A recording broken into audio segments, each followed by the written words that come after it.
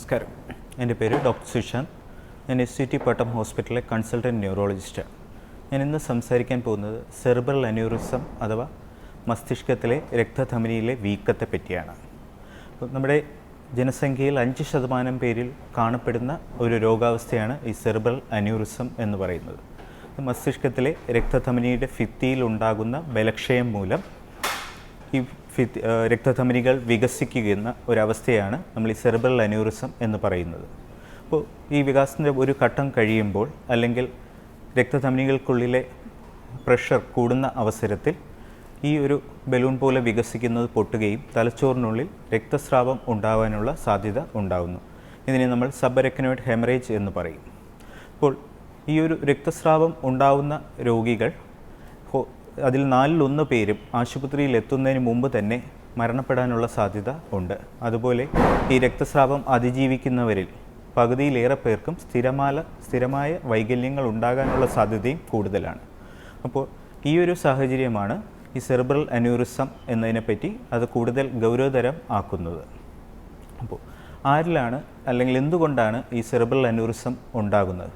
അപ്പോൾ പാരമ്പര്യമായ കാരണങ്ങളാലോ അല്ലെങ്കിൽ അല്ലാത്ത കാരണങ്ങളാലോ രക്തധമനിയുടെ ഭിത്തിയിൽ ഉണ്ടാകുന്ന ബലക്ഷയമാണ് ഈ സെറിബ്രൽ അന്യൂറിസം ഉണ്ടാകാൻ കാരണമാകുന്നത്. അതിന് പല കാരണങ്ങളുണ്ട്. പ്രധാനമായും നമ്മൾ കണക്റ്റീവ് ടിഷ്യൂ ഡിസോർഡേഴ്സ് SLE പോലുള്ള രോഗങ്ങൾ ഉള്ളവരിൽ സെറിബ്രൽ അന്യൂറിസം ഉണ്ടാകാനുള്ള സാധ്യത കൂടുതലാണ്. രണ്ടാമതായി വൃക്കകളിൽ സിസ്റ്റിക് രോഗം പോളിസിസ്റ്റിക് കിഡ്നി ഡിസീസ് ഉള്ളവരിലും ഈ സെറിബ്രൽ അന്യൂറിസം ഉണ്ടാകാനുള്ള സാധ്യത വളരെ കൂടുതലാണ്. അതുപോലെ ഈ സെറിബ്രൽ അന്യൂറിസം മൂലമുള്ള രക്തസ്രാവം ഉണ്ടാകുന്നതിനുള്ള സാധ്യത പുകവലിക്കുന്നവരിൽ, മദ്യം അമിതമായി ഉപയോഗിക്കുന്നവരിൽ, കൊക്കൈൻ പോലുള്ള ലഹരി പദാർത്ഥങ്ങൾ ഉപയോഗിക്കുന്നവരിലെല്ലാം തന്നെ ഈ രക്തസ്രാവം ഉണ്ടാകാനുള്ള സാധ്യത വളരെ കൂടുതലാണ്. ഇനി നമ്മൾ സ്ത്രീകളെയും പുരുഷന്മാരെയും നോക്കുകയാണെങ്കിൽ പുരുഷന്മാരെക്കാൾ കൂടുതൽ സെറിബ്രൽ അന്യൂറിസം ഉണ്ടാകാനുള്ള സാധ്യത കൂടുതൽ സ്ത്രീകളിലാണ്. അപ്പോൾ നമ്മൾ പ്രായം എടുക്കുകയാണെന്നുണ്ടെങ്കിൽ ഒരു 25-നും 45-നും മധ്യേ പ്രായമുള്ള പുരുഷന്മാർ, 55 വയസ്സിനും 85 വയസ്സിനും ഇടയ്ക്കുള്ള സ്ത്രീകൾ, 85-ന് മേൽ പ്രായമുള്ള പുരുഷന്മാർ, ഈ ആളുകളിലാണ് കൂടുതലായിട്ടും ഈ സെറിബ്രൽ അന്യൂറിസം മൂലമുള്ള രക്തസ്രാവം ഉണ്ടാകാനുള്ള സാധ്യത കൂടുതലായി കാണപ്പെടുന്നത്. എന്തൊക്കെയാണ് രോഗലക്ഷണങ്ങൾ? അപ്പോൾ സാധാരണയായി നേരത്തെ പറഞ്ഞു 5% പേരിലും ഈ സെറിബ്രൽ അന്യൂറിസം ഉണ്ടാകാനുള്ള സാധ്യതയുണ്ട്. പക്ഷേ അവരിൽ ഭൂരിപക്ഷം പേരിലും ഇത് ഒരിക്കലും ഒരു തരത്തിലുള്ള രോഗലക്ഷണങ്ങളോ അല്ലെങ്കിൽ തലച്ചോറിനുള്ളിലെ രക്തസ്രാവമോ ഉണ്ടാക്കുന്നതല്ല. അപ്പോൾ ഈ രക്തസ്രാവം ഉണ്ടാകുമ്പോൾ മാത്രമാണ് നമ്മൾ ഈ സെറിബ്രൽ അന്യൂറിസം ഉണ്ട് എന്നതിനെപ്പറ്റി ചിന്തിക്കുന്നത്. ഇതിൽ പ്രധാന രോഗലക്ഷണം എന്ന് പറയുന്നത് നമ്മുടെ ജീവിതത്തിൽ അതുവരെ അനുഭവിച്ചിട്ടില്ലാത്ത അതികഠിനമായ തലവേദന. അപ്പോൾ തലവേദനയോടൊപ്പം ഓർക്കാനം, ഛർദി, ചിലപ്പോൾ ഓർമ്മ നഷ്ടപ്പെടുക, അല്ലെങ്കിൽ സ്ട്രോക്കിൻ്റെ മറ്റു ലക്ഷണങ്ങൾ, അത് ഒരു വശത്ത് തളർച്ച ഉണ്ടാവുക അല്ലെങ്കിൽ കാഴ്ച നഷ്ടപ്പെടുക മുതലായ രോഗലക്ഷണങ്ങളും ഉണ്ടാകാം. അപ്പോൾ ഇത്തരം ലക്ഷണങ്ങൾ, പ്രത്യേകിച്ചും ഇതുപോലുള്ള അതികഠിനമായ തലവേദന ഉണ്ടാവുകയാണെന്നുണ്ടെങ്കിൽ ഉടനെ തന്നെ വൈദ്യസഹായം തേടേണ്ടത് ആവശ്യമാണ്. സെറിബ്രൽ അന്യൂറിസം നമുക്ക് എങ്ങനെ ഡയഗ്നോസ് ചെയ്യാം അല്ലെങ്കിൽ രോഗനിർണയം എങ്ങനെ നടത്താം? ഇപ്പോൾ രക്തസ്രാവം ഉണ്ടാവുകയാണെന്നുണ്ടെങ്കിൽ CT സ്കാൻ ആണ് ഏറ്റവും അഭികാമ്യം. CT സ്കാൻ വെച്ചിട്ട് നമുക്ക് രക്തസ്രാവം ഉണ്ടായോ ഇല്ലയോ എന്നുള്ളത് കണ്ടുപിടിക്കാം. അപ്പോൾ നേരത്തെ പറഞ്ഞ പോലെ ഇതിൽ ഭൂരിപക്ഷം പേരിലും രോഗലക്ഷണങ്ങൾ ഒന്നും തന്നെ ഉണ്ടാവുകയില്ല. അപ്പോൾ അത്തരം രോഗികളിൽ അല്ലെങ്കിൽ സെറിബ്രൽ അന്യൂറിസം നമ്മൾ സംശയിക്കുന്ന രോഗികളിൽ ഇതുണ്ടോ ഇല്ലയോ എന്നുള്ളത് നോക്കാനായിട്ട് ആൻജിയോഗ്രാം, അതായത് CT ആൻജിയോഗ്രാം അല്ലെങ്കിൽ MR ആൻജിയോഗ്രാം ചെയ്ത് മസ്തിഷ്കത്തിലെ രക്തധമനികളിൽ വീക്കമുണ്ടോ ഇല്ലയോ എന്നുള്ളത് നമുക്ക് കണ്ടുപിടിക്കാൻ സാധിക്കും. അപ്പോൾ നമ്മൾ ലക്ഷണങ്ങൾ ഒന്നും ഇല്ലാത്തവരിൽ ഇത്തരം ഡയഗ്നോസ്റ്റിക്കായിട്ട് ആൻജിയോഗ്രാം ചെയ്യേണ്ട ആവശ്യമില്ല. എന്നാൽ അടുത്ത ബന്ധുക്കളിൽ ഫസ്റ്റ് ഡിഗ്രി അല്ലെങ്കിൽ സെക്കൻഡ് ഡിഗ്രി കസിൻസിൽ ഒരു സെറിബ്രൽ അന്യൂറിസം ഉണ്ടായിട്ടുണ്ട് എന്നുണ്ടെങ്കിൽ ഇത് നമുക്ക് വരാനുള്ള സാധ്യത 7 മുതൽ 20% വരെയുണ്ട്. അപ്പം അത്തരക്കാർ നേരത്തെ ഒരു 20 വയസ്സിന് മേൽ പ്രായം ഉള്ളപ്പോൾ തന്നെ സെറിബ്രൽ അന്യൂറിസം ഉണ്ടോ ഇല്ലയോ എന്നുള്ളത് ഒരു ആൻജിയോഗ്രാമോ MR ആൻജിയോഗ്രാമോ CT ആൻജിയോഗ്രാമോ ഉപയോഗിച്ച് രോഗനിർണയം നടത്തേണ്ടത് ആവശ്യമാണ്.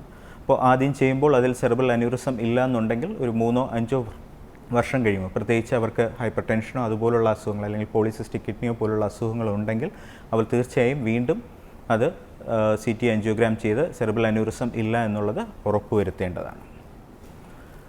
അഥവാ സെറിബ്രൽ അന്യൂറിസം ഉണ്ടെങ്കിൽ അതെങ്ങനെയാണ് ചികിത്സിക്കേണ്ടത്? അപ്പോൾ രക്തസ്രാവം ഉണ്ടായിട്ടുണ്ടെന്നുണ്ടെങ്കിൽ അത് ഉടനെ തന്നെ സർജിക്കൽ ചികിത്സ ആവശ്യമായിട്ട് വരും. സാധാരണ എല്ലാ പേരിലും രക്തസ്രാവം ഉണ്ടാവണം എന്നില്ല.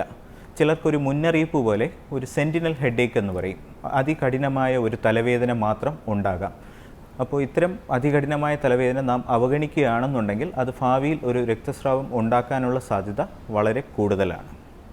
അപ്പോൾ രക്തസ്രാവം സംഭവിച്ചു കഴിഞ്ഞാൽ നമ്മുടെ അടുത്ത ഇതെന്ന് പറയുന്നത് ഈ സെറിബ്രൽ അന്യൂറിസം ചികിത്സിക്കുക എന്നുള്ളതാണ്. അപ്പോൾ അതിന് വേണ്ടിയിട്ട് സർജറിയാണ് അഭികാമ്യമായിട്ടുള്ളത്. സർജറിയിൽ തന്നെ 2 തരത്തിലുള്ള സർജിക്കൽ ചികിത്സാ രീതികളാണ് ഉള്ളത്. ഒന്ന്, നമുക്ക് ഓപ്പൺ സർജറി ചെയ്തിട്ട് ക്ലിപ്പുകൾ ഉപയോഗിച്ച് ഈ അന്യൂറിസം അടയ്ക്കുക എന്നുള്ളതാണ്. രണ്ടാമതായിട്ട് എൻഡോവാസ്കുലാർ തെറാപ്പി, അതായത് രക്തധമനികൾക്കുള്ളിൽ കൂടെ ഒരു കത്തീറ്റർ കടത്തി ഈ അന്യൂറിസത്തിനുള്ളിൽ കോയിലുകൾ നിക്ഷേപിച്ച് അത് പൂർണ്ണമായിട്ടും അടയ്ക്കുക എന്നുള്ളതാണ്. അപ്പോൾ ഈ ഒരു എൻഡോവാസ്കുലാർ തെറാപ്പിയിൽ തന്നെ നമുക്ക് സ്റ്റെൻറ്റ് ഉപയോഗിച്ചും അന്യൂറിസത്തിനുള്ള ചികിത്സ ചെയ്യാവുന്നതാണ്. ഏതൊക്കെ തരത്തിലുള്ള അന്യൂറിസങ്ങളാണുള്ളത്, പ്രധാനമായിട്ടും അതിൻ്റെ സൈസ് അനുസരിച്ചോ അല്ലെങ്കിൽ അവയുടെ രൂപമനുസരിച്ചോ ആണ് അവയെ തരംതിരിക്കുന്നത്. പ്രധാനമായിട്ടും 3 തരത്തിലുള്ള അന്യൂറിസമാണുള്ളത്. ഒന്ന് നമ്മുടെ സാക്കുലർ അന്യൂറിസം എന്ന് പറയും, അതാണ് ഏറ്റവും 90% പേരിലും കാണുന്ന അന്യൂറിസം. ഇത് നമ്മുടെ തലച്ചോറിലെ പ്രധാന രക്തസ്രോതസ്സായ സർക്കിൾ ഓഫ് വില്ലീസിന് ചുറ്റുമാണ് ഈ ഒരു സാക്കുലർ അന്യൂറിസം കാണുന്നത്. രണ്ടാമത്തത് ഫ്യൂസിഫോം അന്യൂറിസം. ഇത് സാധാരണയായിട്ട് നമ്മുടെ രക്തക്കുഴലുകളിൽ കൊഴുപ്പടിഞ്ഞിട്ടുണ്ടാകുന്ന അത്രോസ്ക്ലിറോസിസ് എന്ന രോഗം ഉള്ളവരിലാണ് കൂടുതലായിട്ടും ഈ ഫ്യൂസിഫോം അന്യൂറിസം കാണുന്നത്. മൂന്നാമത്തേതായിട്ട് ഡിസെക്റ്റിംഗ് അന്യൂറിസം. ഇതിൽ രക്തധമനിയുടെ ഭിത്തിക്കുള്ളിൽ ഒരു ചെറിയ സുഷിരം ഉണ്ടാവുകയും അതിലൂടെ രക്തധമനിക്കുള്ള രക്തം ആ ഭിത്തിക്കുള്ളിലേക്ക് കയറുകയും രക്തധമനി വികസിക്കുകയും ചെയ്യുന്നു. ഇത് സാധാരണ എന്തെങ്കിലും ഒരു ആക്സിഡൻറ്റ് കഴിഞ്ഞ ശേഷം അല്ലെങ്കിൽ തലച്ചോറിനേൽക്കുന്ന ക്ഷതത്തിന് ശേഷമായിരിക്കും ഈ ഡിസെക്റ്റിംഗ് അന്യൂറിസം രൂപപ്പെടുക.